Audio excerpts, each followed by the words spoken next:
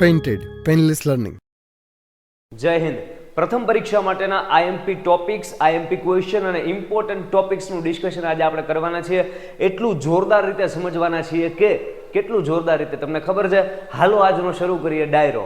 Very good. ચલો, સો આજનો session આપણે શરૂ કરીએ છીએ. આજનો સૌથી પહેલો ટોપિક જે આપણે સમજવાનો છે કંજક્શન. જે હમણાં ગુજરાતીમાં નામ લખ્યું હતું ને કે સંયોજક. એ સંયોજકને અંગ્રેજીમાં કંજક્શન કહેવાય. હવે તમારું પૂરું ફોકસ છે લેક્ચરમાં આવવું જોઈએ. તમારા હાથમાં એક આવી પેન હશે, તમારા હાથમાં છે એક બુક હશે, એની અંદર જે કાંઈ બોલું છું, લખાવું છું એ હારવાર લખતું જવાનું છે. અને પછી લેક્ચર પૂરો થાય તમારે મને વચ્ચે વચ્ચે ફોટા મોકલવાના છે. જ્યારે હું તમને કહું કે અચ્છા અહીંયા સુધીનું કેટલા લખાઈ ગયું, કમેન્ટમાં ફોટો મોકલો. ક્લિયર થાય છે?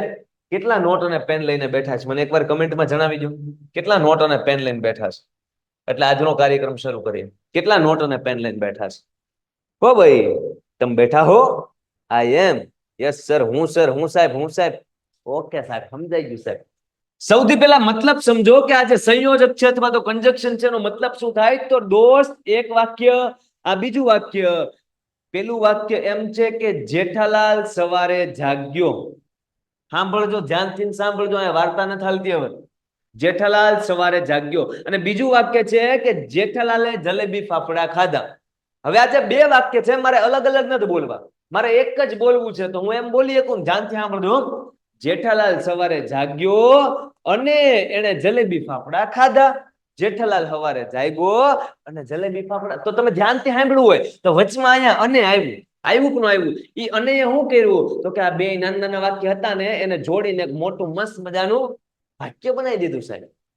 તો આવા શબ્દો કે જે બે વાક્યોને જોડે એ શબ્દોને સંયોજક કહેવાય.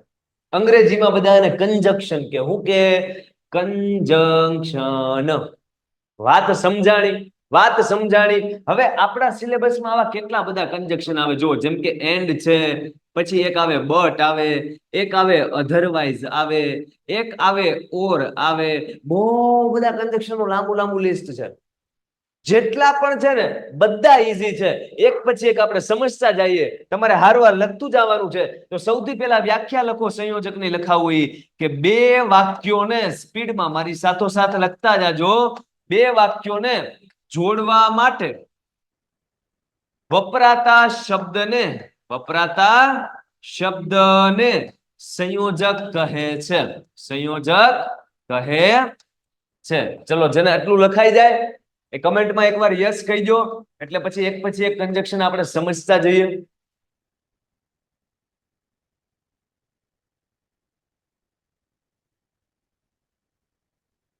લખાઈ ગયું છે? આ જેના યસ આવે છે એનું એમ સમજુ ને કે સર અમારે લખાઈ ગયું છે. Very good. ચલો, સો આગળ વધીએ છીએ અને સૌથી પહેલું આપણું કંજક્શન છે એન્ડ. એન્ડ એટલે અને થાય. સાહેબ આ તો ખબર હોય. Very good. એક્ઝામમાં આ રીતના પ્રશ્ન આપે, મિશ્કા. હા, હવે તમારે નામ ઉપર નથી જવાનું. આ કિસકા ઓ મિશ્કા, એનું નામ મિશ્કા હે. સાંભળો, મિશ્કા વેન્ટ ટુ માર્કેટ એટલે કે મિશ્કાબેન માર્કેટમાં ગયા. મિશ્કાબેન માર્કેટમાં ગયા. શી બોટ સમ ફ્રૂટ્સ. એણે સમ ફ્રૂટ એટલે કે અમુક ફળો બોટ એટલે કે ખરીદ્યા. તમે બાય કયો ને, બાય એટલે હવે બાય એટલે એમ બાય નહીં, એટલે બાય નો મતલબ ખરીદવું થાય. શું થાય? ખરીદવું. તો હું એમ કહું છું કે મિશ્કાબેન માર્કેટમાં ગયા અને કહે છે કે એમણે ફ્રૂટ ખરીદ્યા. તો આખા વાક્યને અનેથી જોડીએ તો કેવું લાગે? એકવાર બોલો જોઈએ મારી હારવાર. મિશ્કાબેન માર્કેટમાં ગયા અને એણે ફ્રૂટ્સ ખરીદ્યા. મિશ્કાબેન માર્કેટમાં ગયા એન્ડ એણે અમુક ફળો ખરીદ્યા. તો આ જે બાય છે, બાય એનું ભૂતકાળનું રૂપ બોટ છે. બાય એટલે ખરીદવું અને બોટ એટલે ખરીદ્યું. ક્લિયર થાય? આપણે એમાં નથી પડવાનું. આપણે આનો આન્સર લખવો હોય કેમ લખવાનો સાહેબ? આપણે અનેથી વાક્ય જોડ્યું એનો મતલબ આનો આન્સર આમ લખશું કે Mishka went to the market. Mishka went એટલે હાઈલ ભાઈ, હાઈલ મારા ભાઈ. વેન્ટ ટુ ધ માર્કેટમાં ગયા. પછી શું કર્યું તો કે સાહેબ Mishka went to the market and અને she bought some fruits and she bought અને એણે ખરીદ્યું. શું સાહેબ ખરીદ્યું?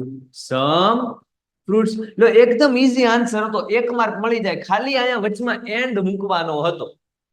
સમજાય છે? બે વાક્ય છે, એને જોડવા માટે અહીંયા એન્ડ મૂક્યો એટલે 1 માર્ક આવી ગયો. કેટલાને સમજાણું પેલું વાક્ય? કમેન્ટ કરો જોઈએ. શું કહેવા માંગુ છું, કેટલાને સમજાણું? સમજાણું હોય તો કમેન્ટમાં ડન લખવો જોઈએ એકવાર. પછી મસ્ત આપણી રેલગાડી હાંકવી પાછા. Very good. ચલો તો સેકન્ડ આપણે કન્જક્શન સમજીએ. એન્ડ તમને સમજાણું, એન્ડ નો મતલબ શું થાય? અને જ્યારે તમારે બે વાક્યને અને એવું બોલીને જોડવા છે કે મિષ્કાબેન માર્કેટમાં ગયા અને એને અમુક ફળ ખરીદ્યા, તો અનેથી જોડવા હાટુ આપણે ઇંગ્લિશમાં એન્ડ વાપરશું. બીજું કન્જક્શન છે બીકોઝ. શું લખ્યું છે? બીકોઝ. તમને દેખાય છે બીકોઝ? બીકોઝ નો મતલબ કારણ કે થાય. શું થાય? કારણ કે. જો અહીંયા લખ્યું કારણ દર્શાવવા એટલે કે કારણ કે થાય. એક એક્ઝામ્પલ આપ્યું છે, એને ધ્યાનથી ને જોવો તો ખબર પડે. Anand did not come to school. આનંદભાઈ નિશાળે ડીડ નોટ કમ. કમ એટલે આવું, અને ડીડ નોટ કમ નહોતા આવ્યા. Anand did not come to school. આનંદભાઈ નિશાળે ડીડ નોટ કમ નહોતા આવ્યા સાહેબ. શું કામ નહોતા આવ્યા? તો કે હી વોઝ ઇલ. ઇલ એટલે બીમાર હોવું થાય. શું થાય? બીમાર હોવું. કારણ કે ઈ ભાઈ માંદા હતા. તો આ તો કારણ થઈ ગયું ને કે આનંદભાઈ નિશાળે નહોતા આવ્યા કારણ કે he was ill, તે બીમાર હતા. એનો મતલબ સર આ વાક્યને આપણે એન્ડ થી નો જોડાય કે આનંદભાઈ નિશાળે નહોતા આવ્યા અને એ બીમાર હતા. ના સાહેબ, આનંદભાઈ નિશાળે નહોતા આવ્યા કારણ કે એ બીમાર હતા. તો અહીંયા કારણ કે ઇંગ્લિશમાં શું કહેવાય? બીકોઝ. તો આનો આન્સર કેમ લખશું? આનંદ did not come to school. Anandbhai નિશાળે નહોતા આવ્યા સાહેબ. શું કામ નહોતા આવ્યા? તો કે કારણ કે શું કહો છો? બીકોઝ ઈ ભાઈ માંદા હતા. he was ill. લ્યો આન્સર લખાઈ ગયો મસ્ત મજાનો. લખી નાખો. સાથોસાથ સમજતું જવાનું છે અને લખતું જવાનું સરસ મજાનું.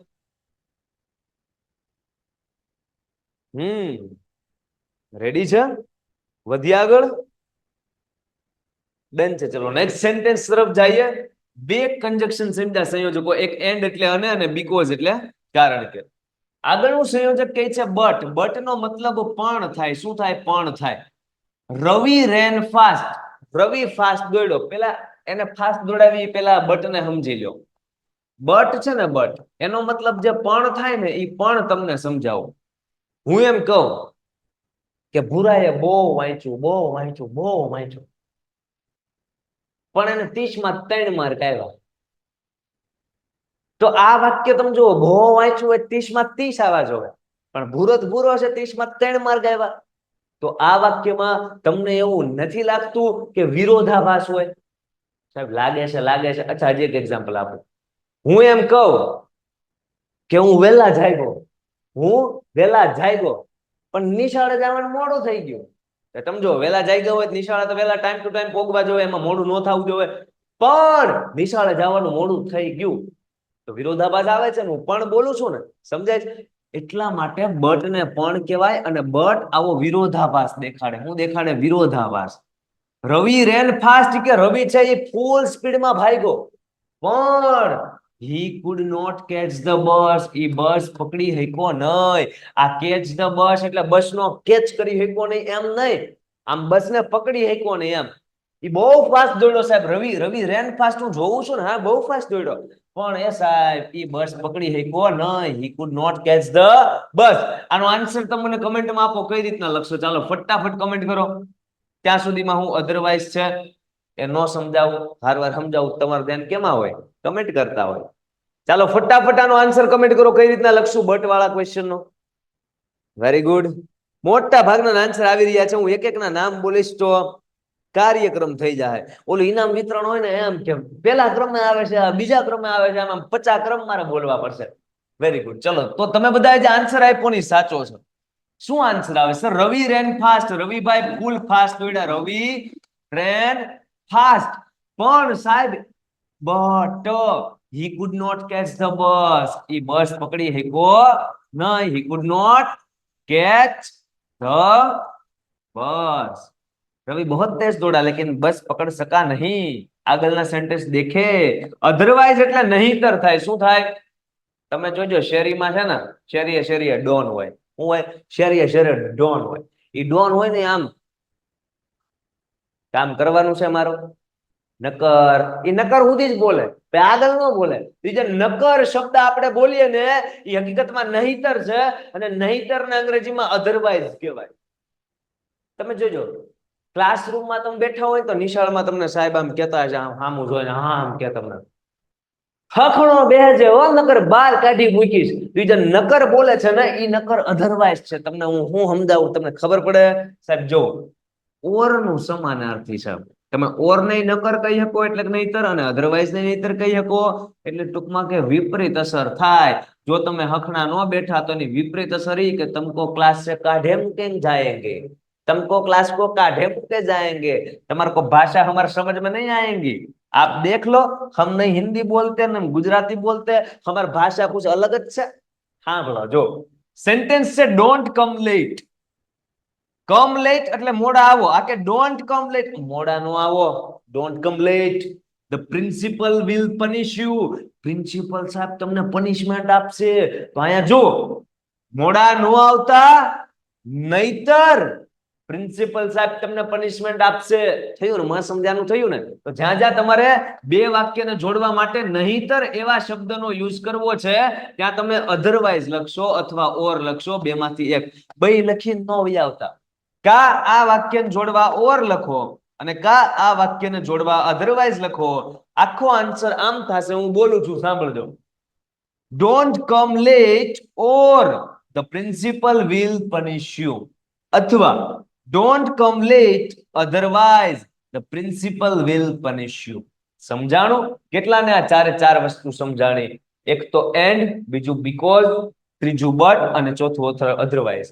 અહીંયા સુધી જેટલાને ક્લિયર હોય, હમણાં છે ને આ કન્જક્શન નો કોન્સેપ્ટ આપણે સમજીએ છીએ, હે ને ભાઈ? આપણે સમજીએ છીએ. અહીંયા મેં તમને કીધું ને, પેલા આપણે કોન્સેપ્ટ સમજી લઈએ. કોન્સેપ્ટ જેવો સમજાઈ જશે ને પછી તમારા માટે અહીંયા અમુક ક્વેશ્ચન રાખ્યા છે.